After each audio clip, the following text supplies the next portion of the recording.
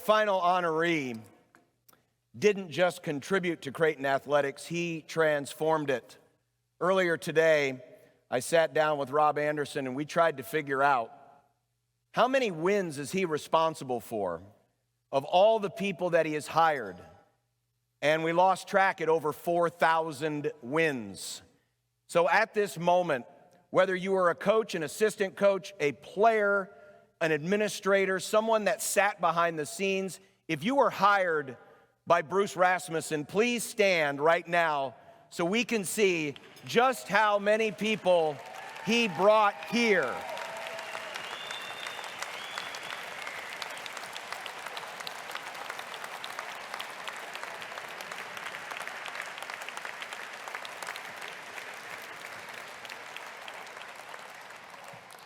I don't think it is too bold to say that our next inductee is the most important individual in the history of Creighton athletics, Bruce Rasmussen.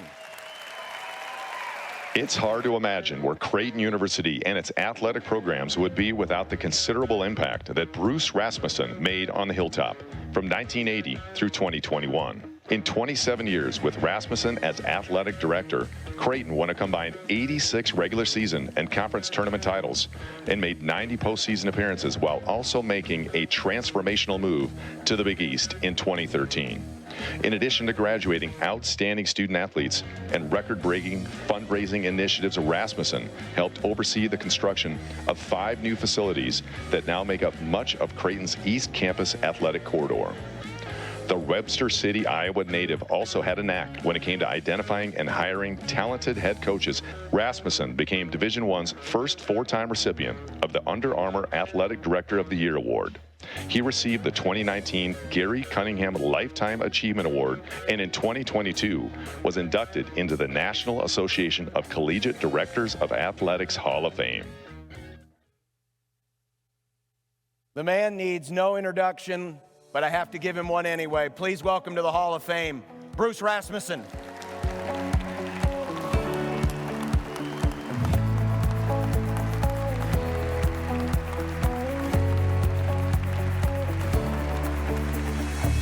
It's all you, buddy.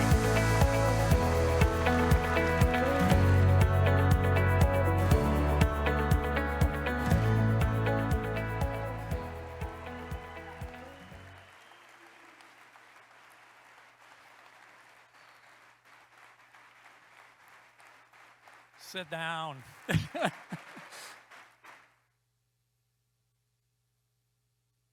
To try to control my emotions, I tried to picture myself as a baby's diaper. Cool and dry on the outside, but trust me, warm and wet on the inside. And I'm fearful there may be a little leakage. And at my age, that means something different. First of all, I'd like to congratulate the 4 other inductees. I was privileged to watch each of them in their careers, and they certainly are all very deserving of Hall of Fame at Creighton, not only because of what they did at Creighton, but how they have led in their families, their businesses, their communities since. This honor really has encouraged me. It's a little bit awkward because there's so many people that are responsible for me being up here. And I'm trying to figure out what do I say and what do I not say. And I've never been very well known for having a good handle on what not to say. But it's encouraged me to think about how blessed and honored and really lucky I've been my entire life. I had great parents. My dad was the hardest working person I ever met, and yet he was liked by everyone. My mom was one of the kindest people I've ever known. I had 2 brothers I'm very close to. They're both here tonight. I've been married for 48 years to an amazing woman who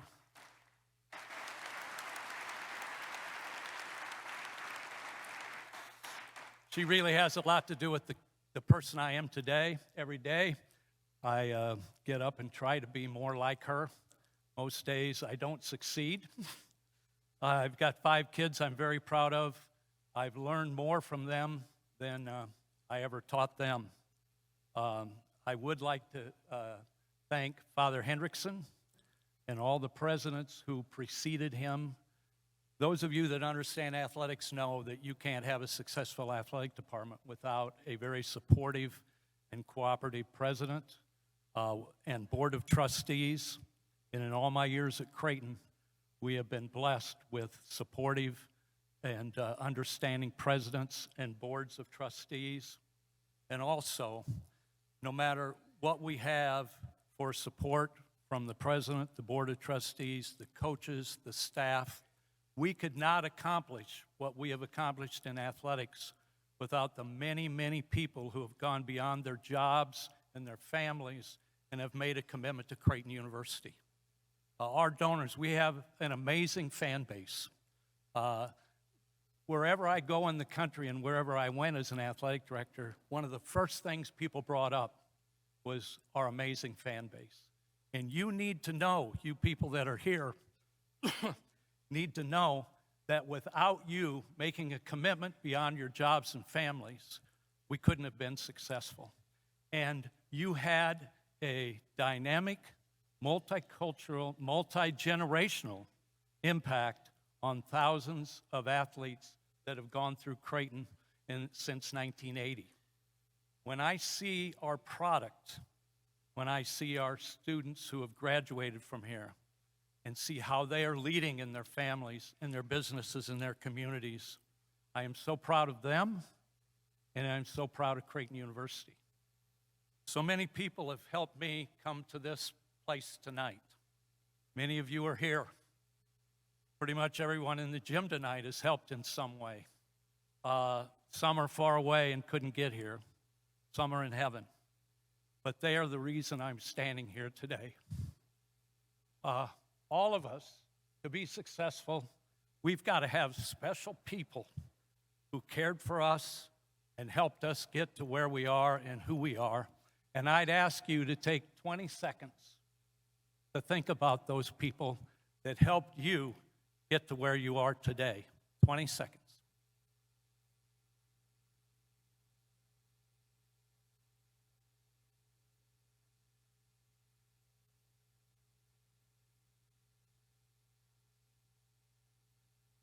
Whoever it is you're thinking about, I would hope that you find an appropriate time and way to tell them how much they've meant to you. And if you've already done that, I know how proud they must be to know that the positive impact they had on your life. I coached at the high school level for 9 years. I learned a lot every single year I coached, but I needed to. I came to Creighton in 1980, and I wasn't very well prepared to be a college basketball coach, but I was fortunate to get the opportunity. Creighton athletics in 1980 was a little bit different than it is today. I don't think any of us would have conceived that Creighton athletics would be where we are today, a national power in a number of sports. In 1980, we didn't have 15 full-time staff, and that counted the coaches. We had one sports information director, one athletic trainer, no strength and conditioning, no marketing, no ticketing, no academic support, no facilities staff, and a number of us had to teach and exercise science. The athletic director who hired me, Dan Offenberger, forgot to tell me that part of my job was to teach full-time in the exercise science department. I did that for 8 years, and it was one of the most favorite parts of my career at Creighton, to have a personal interaction with a number of the students that were at Creighton, to see their passion, their intelligence, their character meant a lot to me. As the women's basketball coach, when I came, first of all, in 1980, Title IX became law in 1972, and it dramatically changed athletic departments. Creighton was trying to catch up, not very successfully. But when I came to Creighton, I had we had 2 scholarships in women's basketball. You could have 15. I had no assistant. We had no place to play our games. We played all over town wherever we could find a gym. We had 1 gym on campus, and men's basketball got priority. So when they were in town, that meant we either practiced at 6 in the morning or 7 at night.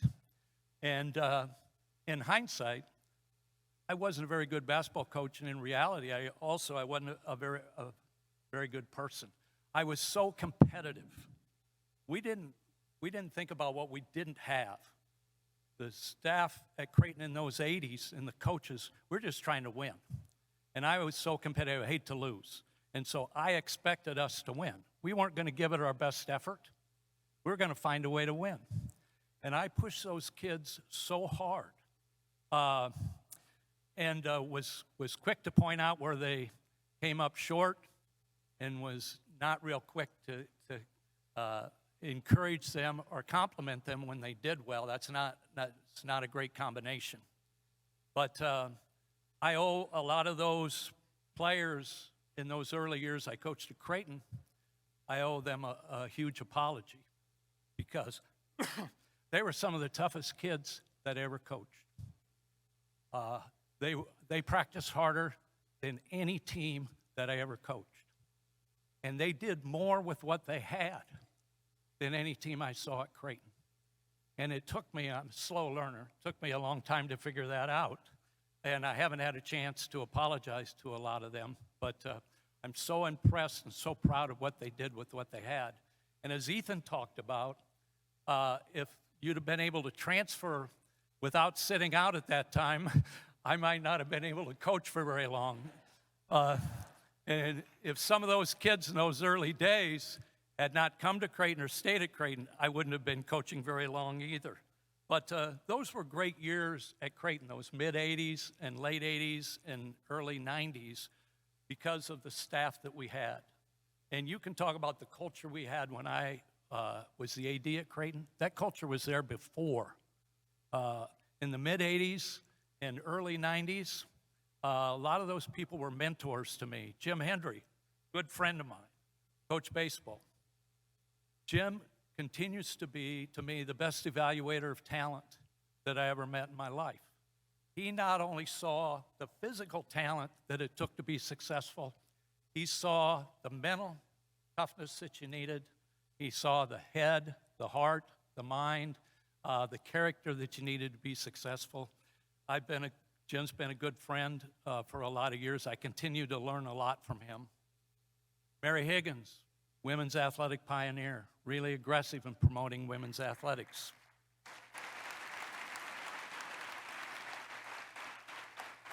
Bob Warming came to Creighton in 1990. We started a soccer program in the Midwest, and we became a soccer power immediately. I continue to believe that Bob Warming is maybe the best coach of any sport at the college level I've been around. And Tony Baroni was our men's basketball coach at a time when we were playing in the old Civic Auditorium. The commitment the Jesuits made to men's basketball, the facilities we had on campus, the commitment, financial commitment. Tony Baroni was an unbelievable teacher of the game and did a tremendous job. He's way underrated. He did a tremendous job with what he had. I learned from each one of these. Our athletic director in the late 80s, Don Leahy, coach's AD. It was at a time where being in Division I became a lot more expensive. Title IX, we had to have as many scholarships and as much staffing on the women's side as the men's side.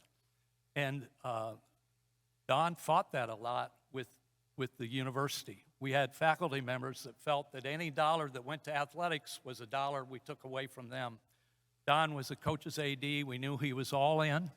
We knew he would do whatever he could to support you.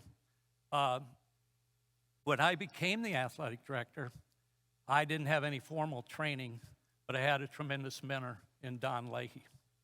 I could talk about hundreds of people that I've met at Creighton or through Creighton that had a great impact on me, but I want to touch on one, Doc Bevelacqua.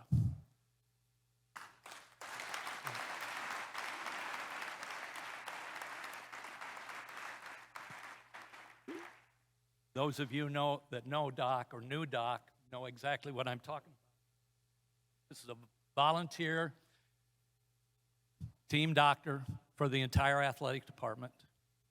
He was around all the time, didn't get any pay.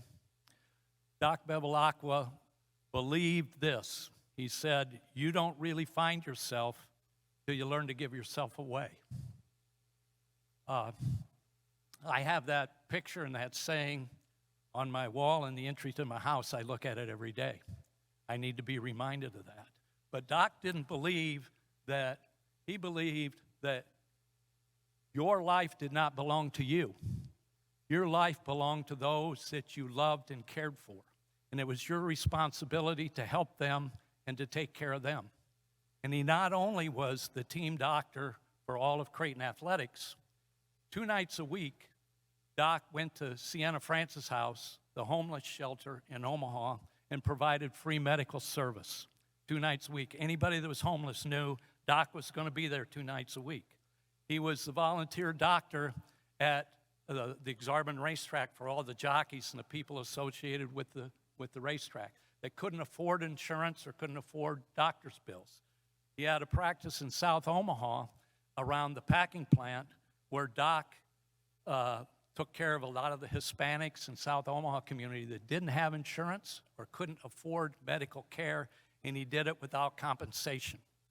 Whenever there were people in Omaha that needed help, needed clothes, needed taken care of, needed food, Doc Bevelacqua was there.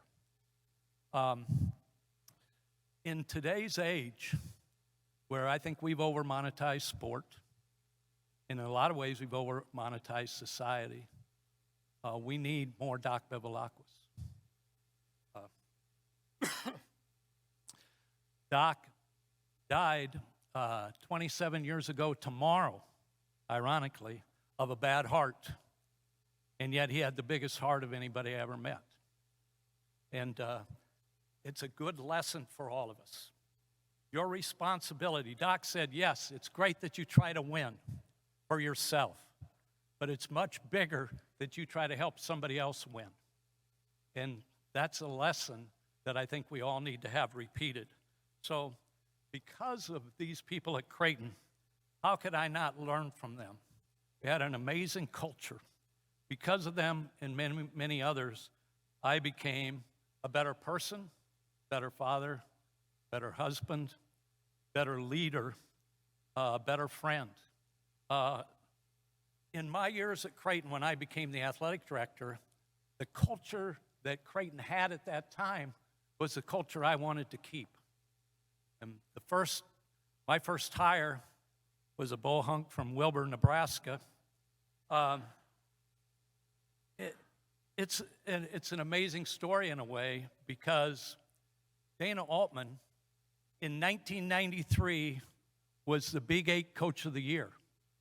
1993, the Big 8 Coach of the Year. Think about the coaches in the Big 8 at that time. Roy Williams was at Kansas, Billy Tubbs at Oklahoma, Norm Stewart was at Missouri, Eddie Sutton at Oklahoma State, Johnny Orr at Iowa State. All those coaches are in the Basketball Coaches Hall of Fame. I had the nerve to go and ask Dana Altman if he would consider being the basketball coach at Creighton. It was a no-brainer. Okay? I don't know what brains it took for him to say yes. Coach is here tonight, and I told him,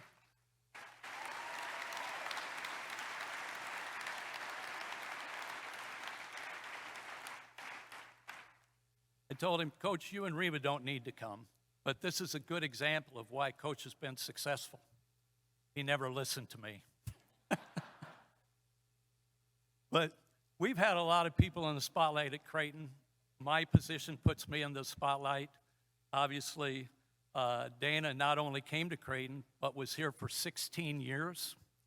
And then when he left, we raided the Big 8, Big 12 again to get Coach McDermott. And if Coach McDermott doesn't come, we're not in the Big East. But those were coaches in the spotlight. Coach Booth in the spotlight. It's Coach Booth's birthday today. Happy birthday.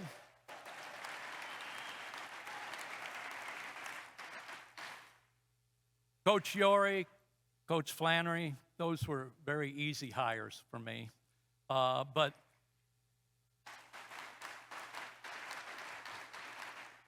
I think for any family, any business, any team, any community to be successful, you obviously have to have some talent.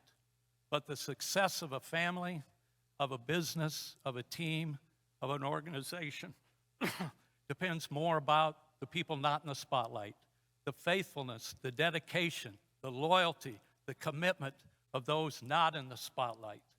And John Bishop asked staff to stand up, but we have had an amazing group of people in my 40-some years at Creighton that were humble. They recognized that everybody's important, that everybody is better than them in some way. They were willing to do work for less pay and less recognition. They were gracious. They had great gratitude. Obviously, there were things we didn't have that others had.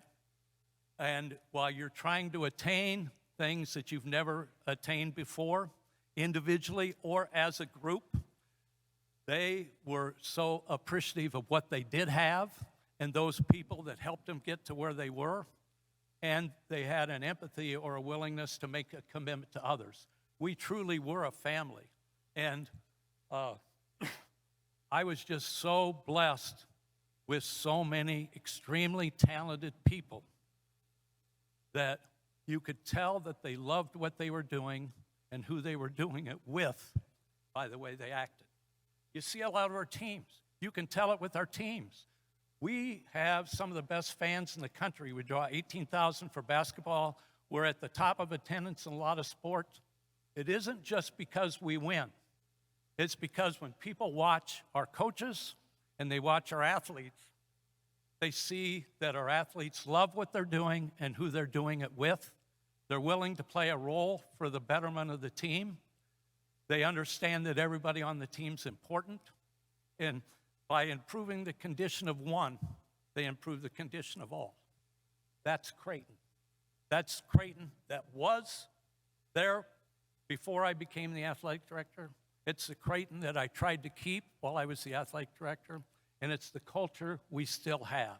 It is a Creighton family, and there's an acrostic for family that goes, "Forget about me, I love you, family." That's Creighton. Thank you.